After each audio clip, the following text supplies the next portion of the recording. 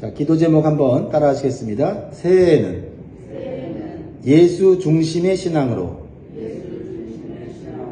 변화시켜 주시고 건강한 교회를 세우게 하소서. 할렐루야. 아멘. 저와 여러분을 통해서 우리 영광교회가 건강한 교회로 또 하나님 기뻐하시는 교회로 세워지는 하나 되기를 주의 이름으로 축복합니다. 우리는 예수 중심의 신앙생활을 해야 된다는 말을 많이 듣습니다. 그렇죠? 교회생활 오래 하다 보면 내 중심, 예수 중심이라는 말을 우리가 듣게 돼요. 그렇죠? 내 중심의 신앙에서 예수 중심의 신앙으로 바뀌어야지 하는 얘기를 듣기 시작하면 그 사람은 믿음이 자라고 있는 거예요. 그러나 예수 중심의 신앙생활이 무엇인지는 정확히 모를 때가 있어요.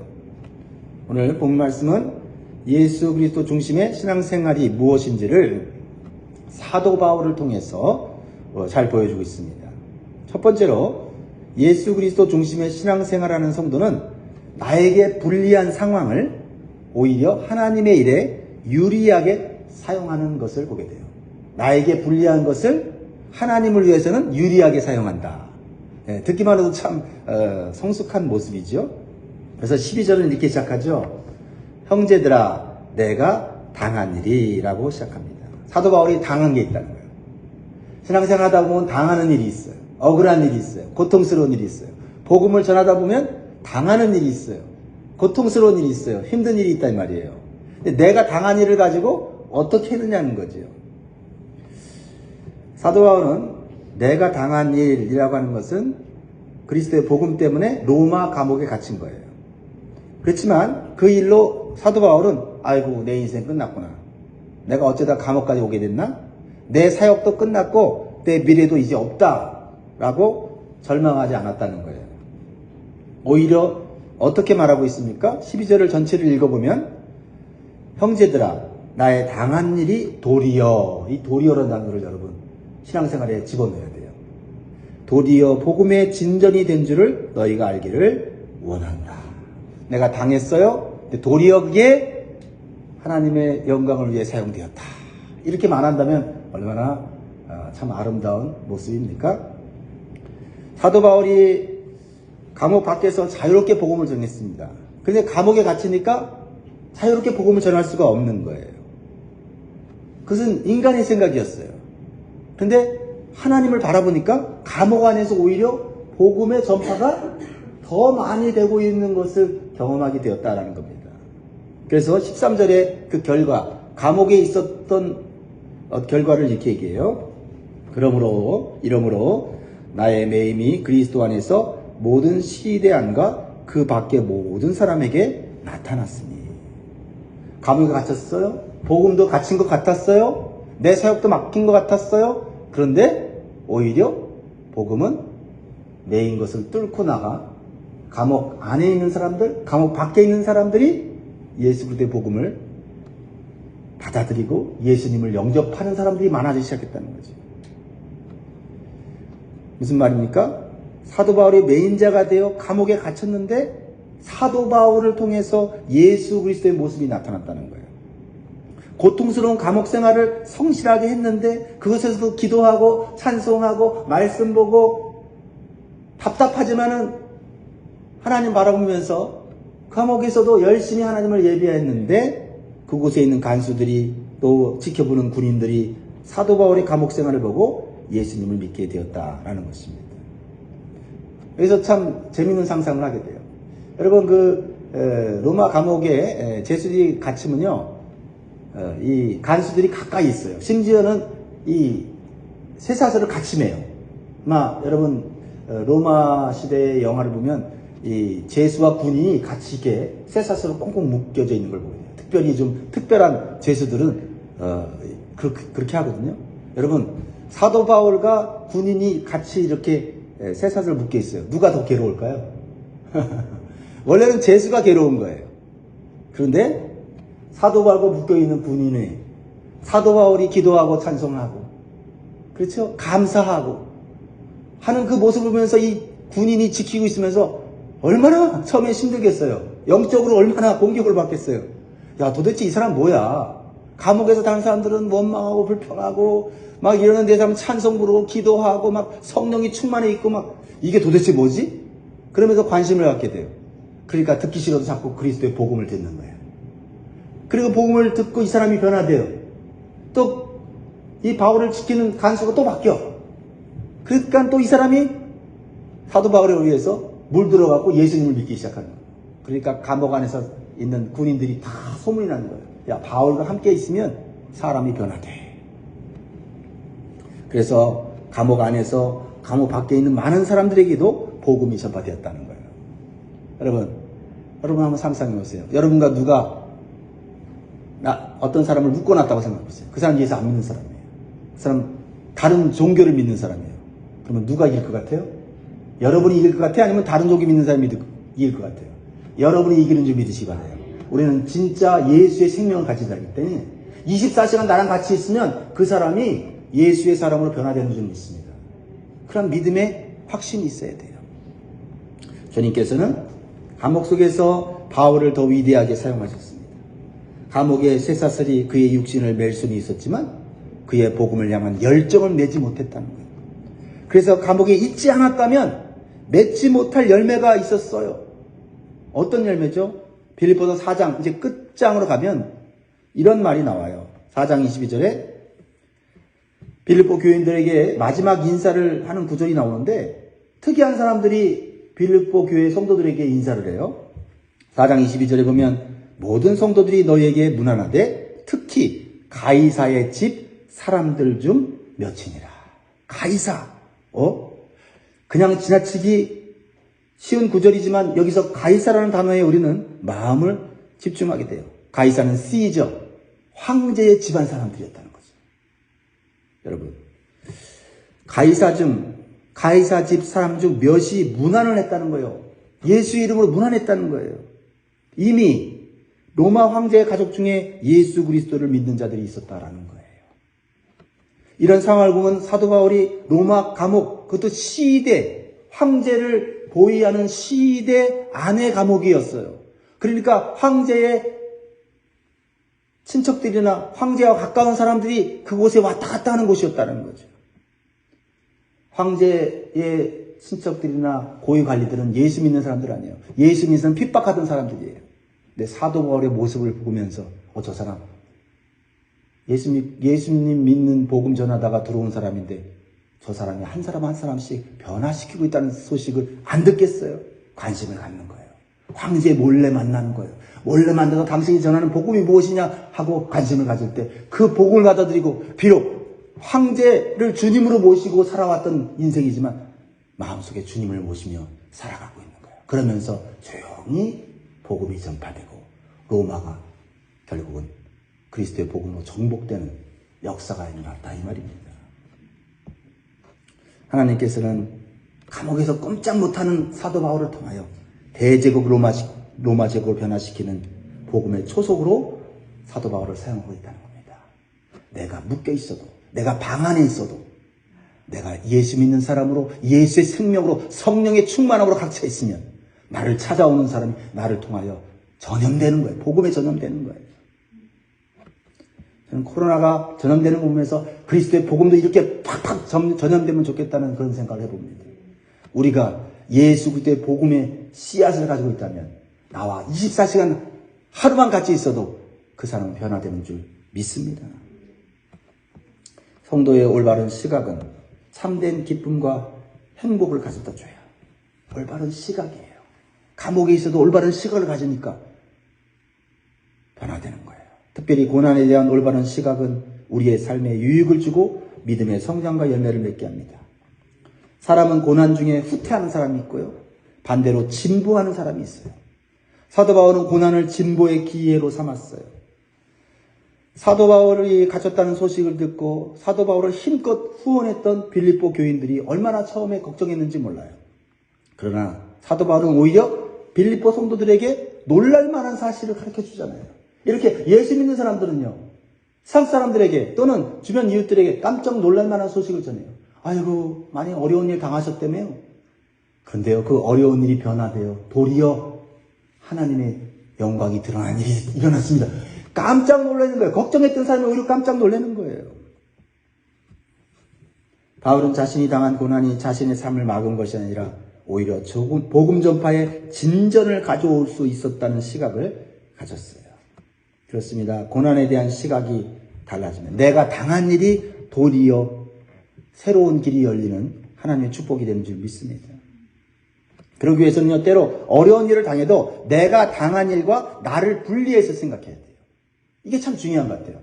사도 바울이 당한 일과 사도 바울은 다른 거예요. 감옥에 갇혔다고 해서 사도 바울이 예수 안 믿는 사람이 되는 게 아니에요. 감옥에 갇혔다고 해서 사도 바울이 초라한 사람이 되는 게 아니에요. 여러분, 100만 불짜리 수표가 화장실에 빠졌다고 해서 100만 불의 가치가 사라지는 게 아니에요. 그렇죠? 100만 불의 수표가 구겨졌다고 해도 구겨졌을 뿐이지 가치가 떨어지는 건 아니라 이 말이에요. 그게 예수 믿는 사람이에요. 저 사람에게 고통당하고 저 사람에게 핍박받아도 구겨져도 그 예수 생명의 가치는 변하지 않는다. 할렐루야. 그러니까 내가 당한 일과 나를 분리해야 돼요. 나는 하나님의 사랑하시는 하나님의 자녀고 나는 하나님의 종이에요. 그러니까 구겨질 수 있어요. 사람들에 의해서 구겨질 수 있어요. 그러나 하나님의 자녀인 거 변치 않아요. 예수의 사람인 거 변치 않아요. 때로 내 사업이 망해도 사업이 망한 것이지 내 인생이 망한 게 아니에요. 내가 어려움 당한 건 맞지만 내 인생을 향한 하나님의 계획은 실패하지 않아요. 가끔 자녀가 대학에 떨어지면 인생이 망하고 가문이 망가진 것처럼 부끄럽게 여기는 사람들이 있어요. 그렇지 않습니다. 이 대학 못 가면 저 대학 가면 되고 오늘 못 가면 나중에 가면 돼요. 또 다른 길도 있는 거예요. 대학 떨어졌다고 인생이 망하는 게 아니라 대학 떨어진 것과 그 자식과는 분리되어야 돼요. 내가 당한 일에 나의 존재와 미래를 다 걸면 항상 초라한 인생이 될 수밖에 없지만 내가 당한 일을 통해 나를 하나님께 맡기면 하나님이 바울처럼 새로운 축복의 길을 오히려 더 큰 일을 할 수 있게 해주신 줄 믿습니다. 내가 초라한 모습일 때 생각까지 초라해져서 더 비참하게 만들지 말아야 돼. 그때를 오히려 인생의 진보의 기회로 만들어야 합니다. 중요한 것은 내가 어떤 일을 당했느냐 하는 것보다 내가 이 일을 어떻게 보느냐가 중요하다는 거죠. 내가 나를 어떻게 보느냐가 중요하죠. 그래야 마음이 달라지고 태도가 달라지고 가는 길이 달라지는 거예요. 내가 나를 볼 때 세상 사람의 시선에 의해서 보는 게 아니라 하나님의 시선으로 나를 바라보는 거죠. 우리는 믿는 사람으로서 세상 사람들과 보는 눈이 달라져야 합니다. 사도 바울은 감옥에 갇혔을 때 낙심하지 않고 감옥에 있는 사람들을 복음으로 변화시킬 기회를 찾았어요. 사도 바울은 처음에 답답했을 거예요. 막 돌아다니면서 복음을 전하고 교회가 막 세워질 때는 막 신이 나고 하나님이 나를 이렇게 위대하게 쓰는구나 이렇게 했는데 감옥에 들어가니까 죄수들만 있고 쇠사슬에 매인 군인만 한 사람 붙어 있고 항상 24시간 감시하는 거야. 답답해. 근데 거꾸로 생각하는 거예요. 너 내 안에 있는 예수 생명 때문에 넌 이제 변화될 사람이야 라고 생각할 때 군인이 바뀔 때마다 얼마나 흥분됐을까요? 우리가 어떤 시각을 가져야 하나님의 계획대로 살 수 있을까요?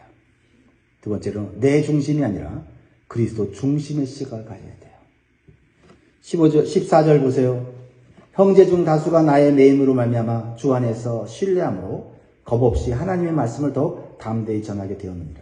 사도 바울이 감옥에 갇혔어요. 다들 걱정이에요. 아유 큰일 났다. 저러다 죽으면 어떡하지? 야 복음 전하다가 저렇게 핍박받고 저렇게 고난당하는구나. 예수님 믿어야 되나? 이랬는데 사도 바울이 감옥에서 당당하게 그리스도의 복음을 전하는 걸 보고 더 많은 사람들이 담대하게 막 우리도 감옥 가는 한 있더라도 사도 바울처럼 복음 전하자 하고 막 담대히 복음을 전하는 자들이 나타났다는 거예요. 여러분 사도 바울이 감옥 밖에 있었을 때는 별 볼 일 없던 사역자들이 두려워했던 사역자들이 감옥에 들어가서 담대하게 복음을 전하니 용기를 내어 복음을 전하는 사역자들이 많아졌다는 거예요. 여러분 이렇게 한 사람이 나 중심에서 그리스도 중심의 시각으로 바뀌니까 사람들이 더욱더 하나님께 헌신하게 되는 거예요. 내 생각, 내 말, 내 행동이 얼마나 중요합니까? 내 중심에서 그리스도의 중심으로 바뀌어져야 되는 거예요. 자, 근데 보세요. 15절에는 이런 사람들도 있어요. 어떤 이들은 투기와 분쟁으로, 어떤 이들은 착한 뜻으로 그리스도를 전파하니, 이렇게 말하고 있어요. 바울이 로마 감옥에 제수로 투옥하자 두 종류의 사람들이 생겼어요. 모두 그리스도의 복음을 전하는 그런 사역자들이었어요. 근데 어떤 사람들은요, 아까 말한 대로 착한 뜻으로 그리스도를 전파했다는 거예요. 근데 어떤 사람들은 투기와 분쟁으로 예수님을 전파했다는 겁니다. 이게 무슨 말인가요? 좀 헷갈리죠. 첫 번째로 착한 뜻으로 그리스도를 전파한 사람들은 사도 바울이 복음을 전하다가 감옥에 갇혔기 때문에 도전을 받아서 사랑의 마음으로, 사랑의 동기로, 야, 영원 사랑을 저렇게 하는구나 하고 영원 사랑하는 주님의 마음으로 복음을 전했다는 거죠. 16절 보세요. 이들은 내가 복음을 변증하기 위하여 세우심을 받은 줄 알고 사랑으로 하나. 여러분, 이러한 소식을 들었을 때 사도 바울이 기쁨이 되고 힘이 되는 소식이 되었습니다. 이것이 당연한 사역자의 자세가 아니에요? 그런데요, 여러분, 사역자들 중에는 아주 미성숙한 사람들도 있어요. 봉사자들 중에는 미성숙한 사람들이 있을 수 있어요. 봉사하는 것이 귀하기 때문에 하지만 그 사람은 아직 미성숙해요. 17절 보세요. 17절 시작. 그들은 나의 매임에 괴로움을 더하게 할 줄로 생각하여 순수하지 못하게 다툼으로 그리스도를 전파하는다. 참, 이런 사람들이 있었다는 거예요. 그들은 누굴까요? 그들은 평상시에 사도 바울을 시기하는 사역자들이에요. 봉사자들이에요. 사도 바울보다 더 유명해지고 싶은 마음이 있었던 그들은 사도 바울의 감옥에 갇혔다는 소식을 들었을 때 그들은 오히려 기뻐했어요. 야, 우리가 이제 사도 바울보다 더 유명해질 수 있는 기회다. 야, 사도 바울 없으니까 잘 됐다. 이때 열심히 우리가 복음 전하고 교회 세워갖고 우리가 인기를 얻자. 이제 사도 바울 끝났어 하면서 열심히 복음을 전파했다는 거죠. 투기와 분쟁으로 그리스도를 전파한 사람들이 있었다는 겁니다. 그런데 여기서 중요한 것이 있어요. 사도 바울의 자세. 사도 바울이 자신을 시기하고 미워하는 다른 사역자들에 대한 태도를 보면서 놀라운 그 말씀 없어요. 사도 바울도요, 결코 인간이고 감정을 가지고 있기에 순간적으로 자존심이 상하고 기분이 좋지는 않았을 거예요. 하지만 그가 가지고 있는 건강하고 영적인 시각으로 인해서 그에게 놀라운 기쁨이 생기는 걸 보게 돼요. 물론 자신의 모습을 보고 열심히 사역하는 그 사역자들을 보면서 위로받았어요. 그러나 오히려 자기가 감옥에 들어가니까 그것을 이용해서 자기의 자리에서 인기를 얻고 자기가 앞장서서 많은 사람들에게 존경받으려고 했던 사람들을 보면서 이렇게 얘기합니다. 18절 말씀 같이 있습니다. 시작. 그러면 무엇이냐? 거칠애로 하나 참으로 하나 무슨 방도로 하든지 전파되는 것은 그리스도니 이로써 나는 기뻐하고 또한 기뻐하리라. 사도 바울은요, 자신의 자존심이 뭉개져도 그리스도의 복음이 전파되는 것이니까 기뻐하고 기뻐하겠다고 고백했어요. 내가 상처를 입어도 나를 크게 보지 않고 복음 전파를 크게 보는 모습이에요. 내가 상처를 입어도 그리스도가 존중받고 그리스도가 많은 사람들이 알려진다면 나는 그것이 기쁘고 기뻐할 일이라는 거죠. 영적인 기쁨 아닙니까? 기뻐할 일이 아니잖아요. 우리가 교회 생활하다도 이런 일이 있지 않습니까? 그렇죠? 이것이 예수 그리스도 중심의 신앙생활이라는 거예요. 19절에 21절을 보세요. 사도 바울의 마음을 이제 알 수가 있어요. 왜 이렇게 할 수 있었는지. 19절에 보면 이것이 너희의 간구와 예수 그리스도의 성령의 도우심으로 나를 구원에 이르게 할 줄을 아는 거로. 얼마나 감옥에서 복잡한 많은 일들이 있었겠어요. 그런데 한 가지, 하나님께서 나를 구원하실 거예요. 그거 하나만 보면서 감옥 생활하는 거예요. 감옥 밖에서 좋은 소식도 들리지만 자기를 시기하고 자기를 모함하는 사람들도 있었어요. 근데 여기서 성령의 도우심으로 나를 구원에 이르게 한다는 건 두 가지 의미예요. 하나는 감옥에서 다시 나가서 복음을 전하게 하신다는 것. 또는 그렇게 안 하고 감옥에서 죽는다 할지라도 예수 그리스도의 날에는 내가 구원에 이르게 될 거라고 하는 소망 가운데 절대 낙심하지 않았다는 거죠. 그러니까 나는 어떻게 되든지 괜찮은데 예수 그리스도만 세워지고 교회만 세워진다면 나를 어떻게 사람들이 말하든지 간에 그 사람들이 열심히 교회를 위해서 봉사한다면 그 사람이 시기로 하나 질투로 하나 투쟁으로 하나 교회 봉사를 해서 교회가 세워진다면 나는 기뻐하고 기뻐할 거다. 20절에 나의 간절한 기대와 소망을 따라 아무 일에든지 부끄러워하지 아니하고 지금도 전과 같이 온전히 담대하여 살든지 죽든지 내 몸에서 그리스도가 존귀하게 되게 하려 하느니. 나는 그리스도만 존귀하게 되면 된다. 나는 깔아뭉개져도 그리스도만 세워지면 된다. 그러면서 21절 마지막 중요한 포인트죠. 같이 읽습니다. 시작. 이는 내게 사는 것이 그리스도니 죽는 것도 유익함이라. 내가 죽는다 해도 난 더 좋다. 왜? 이 고통스러운 삶보다는 천국의 영원한 평화로운 삶이 더 그립다는 거죠. 그러기에 이 땅의 삶에 사람들의 말에 연연하며 살지 않겠다는 거죠. 우리는 교회 생활에도 이러한 건강하고 영적인 시각을 적용할 수 있어야 돼요. 그래야 교회가 성장하고 복음이 전파되는 거죠. 교회 생활하다 보면 어떤 일로 자존심이 상하고 상처를 입는 경우가 있어요. 그런데 그것을 믿음으로 잘 이겨내지 못하고 그 상처 때문에 초신자나 세상 사람들 앞에서 교회를 비판하고 또는 더 나아가 요즘은 인터넷에서 교회를 비판하는 사람들이 종종 있어요. 그 모습을 보면 초신자나 믿지 않는 사람들이 모든 교회가 다 문제가 많고 사랑이 없는 곳인 줄을 혼동할 수가 있어요. 물론 서로 사랑하고 섬겨야 되는 교회에서 아픔과 상처를 당하면 어느 고통보다 그 고통이 심할 거예요. 그렇다고 해서 교회 전체를 비판하는 모습은 하나님이 결코 기뻐하는 모습이 아니죠. 물론 화가 나고 참을 수 없어서 한 이러한 행동이 자신의 상처를 위로해 줄 수는 있어요. 속이 시원할 수는 있어요. 하지만 하나님이 기뻐하시는 복음 전도를 막는 더 큰 일을 막는 일이라는 거예요. 나의 가슴을 편하게 하려고 하나님의 일을 막게 해서는 안 된다는 거죠. 우리가 한 명이라도 전도하지 못할 망정 전도를 막는 일을 해서는 안 된다는 거죠. 이러한 모습은 자기 자신만을 생각하는 자기 중심적이고 미성숙한 모습이라는 거죠. 사도 바울의 자세를 우리가 다시 한번 오래 도전받으면 좋겠어요. 올바르고 성숙한 성도의 자세는 내가 상처를 입어도 그리스도의 복음은 상처를 입지 않겠다는 자세. 내가 상처를 입어도 거룩한 교회의 이미지는 손상되지 않게 하겠다는 자세. 그런 자세를 가지면 하나님이 어떻게 하실 거예요? 그 사람 위로해 주시고 축복해 주실 줄 믿습니다. 사랑하는 성도 여러분, 말씀 드리겠습니다. 우리는 어디에 있든지 무엇을 하든지 내 중심이 아니라 그리스도 중심, 교회 중심, 복음 중심의 삶의 목적을 두면 우리는 새롭고 영적인 시각으로 나와 세상을 볼 수 있는 복된 길이 열릴 것입니다.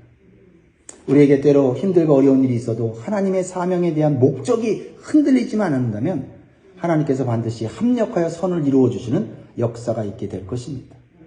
항상 사도 바울처럼 내가 당한 일을 하나님의 축복의 씨앗으로 바꾸고 또한 모든 일을 복음 전파와 주님의 교회를 건강하게 세우는 기회로 삼는 복된 성도가 되시기를 주의 이름으로 축복합니다. 오늘의 기도 제목을 생각합니다. 새해에는 예수 중심의 신앙으로 변화시켜 주시고 건강한 교회를 세우게 하소서. 기도하겠습니다.